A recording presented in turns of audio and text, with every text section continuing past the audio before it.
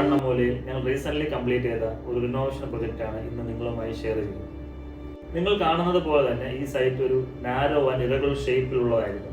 ക്ലയന്റിന്റെ requirement എന്തെന്ന് പറഞ്ഞാൽ existing building totally renovate ചെയ്യണം. അതുപോലെ തന്നെ ഗ്രൗണ്ട് ലെവലിൽ ഈ എക്സിസ്റ്റിംഗ് ബിൽഡിംഗ് ബാക്ക് സൈഡിലോട്ട് എക്സ്റ്റെൻഡ് ചെയ്ത് ഗ്രൗണ്ട് ഫ്ലോർ ഫുൾ ആയിട്ട് ഒരു 3 BHK ഹൗസ് അവർക്ക് ഇൻഡിപെൻഡന്റ് യൂസ് ചെയ്യുന്ന പോർഷൻ ആക്കണം. അതുപോലെ തന്നെ ഫസ്റ്റ് ഫ്ലോറിൽ ഒരു 2 BHK ഹൗസ് സെപ്പറേറ്റ് എൻട്രി കൊടുത്ത് റെന്റഡ് പർപ്പസ് ആക്കണം എന്നുള്ളതാണ്. ഇതൊരു നാരോ പ്ലോട്ട് ആയതിനാൽ തന്നെ നമ്മൾ ബിൽഡിംഗ് റൂൾ അനുസരിച്ചുള്ള സെറ്റ് ബാക്സ് ഏരിയയൊക്കെ തന്നെ പ്രോപ്പർ വെന്റിലേഷനും എയർ സർക്കുലേഷനും ഒക്കെ വേണ്ടിയായിട്ട് നമ്മൾ ഈ ഒരു പ്രൊജക്ട് യൂസ് ചെയ്തു. മുൻപ് അവർ ഉപയോഗിച്ചിരുന്നതെന്ന് പറഞ്ഞാൽ ഈ നമ്മളുടെ ഈ എക്സിസ്റ്റിംഗ് ബിൽഡിംഗ് 2 BHK ഹൗസ് ആയിരുന്നു. അത് വളരെ ടൈനി കൺജസ്റ്റഡ് ആയിട്ടുള്ള ഒരു സ്പേസ് ആയിരുന്നു. അതാണ് അവർ യൂസ് ചെയ്തുകൊണ്ടിരുന്നത്.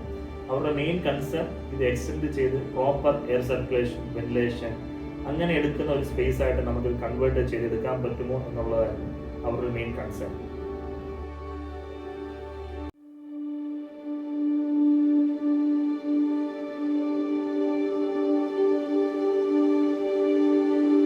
സൈറ്റ് കണ്ടീഷൻ വെച്ചിട്ട് കൂടുതൽ സ്പേസ് ഫീൽ ചെയ്യാനും പ്രോപ്പർ ആയിട്ടുള്ള അതിന്റെ സർക്കുലേഷൻ അച്ചീവ് ചെയ്യാനായിട്ട് നമ്മൾ കുറച്ചധികം വോൾസ് കർവ് ഡിസൈനിലോട്ട് പ്ലാൻ ചെയ്തു.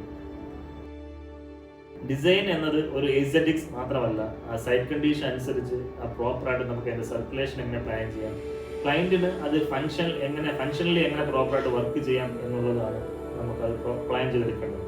അതിൽ നമ്മളിവിടെ അച്ചീവ് ചെയ്തെന്നുള്ളതാണ് നമ്മൾ വിശ്വസിക്കുന്നത്. ഇതേപോലെയുള്ള പ്ലോട്ടുകളുടെ ലിമിറ്റേഷൻസും എല്ലാം മനസ്സിലാക്കി ആർക്ക് വേണമെങ്കിലും ഒരു പ്രോപ്പറായിട്ടുള്ള ആർക്കിടെക്റ്റിനെ കൺസൾട്ട് ചെയ്ത് അവരുടെ ഡ്രീം ഹോം നമുക്ക് ആ ലിമിറ്റേഷൻസ് ഇല്ലാതെ തന്നെ കൺസ്ട്രക്ട് ചെയ്തെടുക്കാൻ പറ്റുന്നതാണ്.